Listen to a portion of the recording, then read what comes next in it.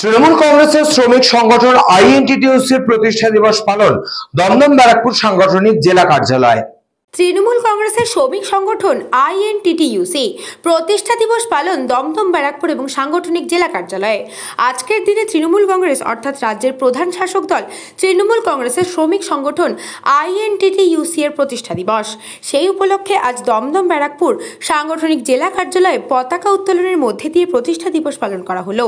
এই অনুষ্ঠানে উপস্থিত ছিলেন আইএনটিটিইউসি এর জেলা সভাপতি তথা বিধায়ক সোমনাথ শ্যাম, টিটাগড় পৌরসভার পৌরপ্রধান কমলেশ সাউ, প্রশান্ত চৌধুরী সহ শ্রমিক সংগঠনের নেতাকর্মীরা।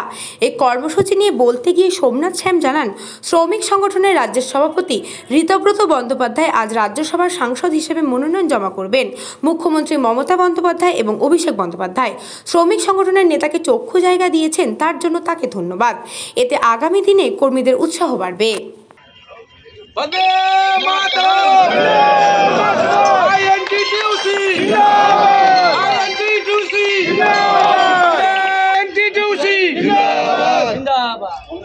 আমরা শ্রমিক সবাই একত্রিতভাবে যেভাবে আমরা এগিয়ে চলছি সেইভাবেই যেন আগামী দিনেও আমরা এগিয়ে চলতে পারি।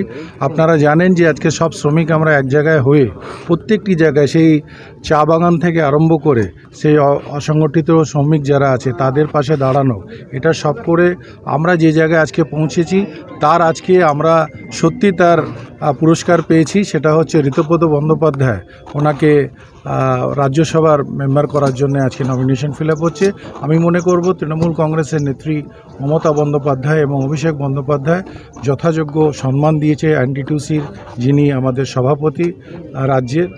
আর আইএনটিটিইউসি আজকে প্রত্যেকটি জায়গায় আছে। আজকে আইএনটিটিইউসি সেই ছোট্ট অসাংগঠনিক শ্রমিক যারা আছে, যারা অটো চালাচ্ছে, যারা টোটো চালাচ্ছে, যারা রিক্সা চালাচ্ছে, প্রত্যেকটি জায়গায় এবং আমরা আছি এবং এগিয়ে যাব।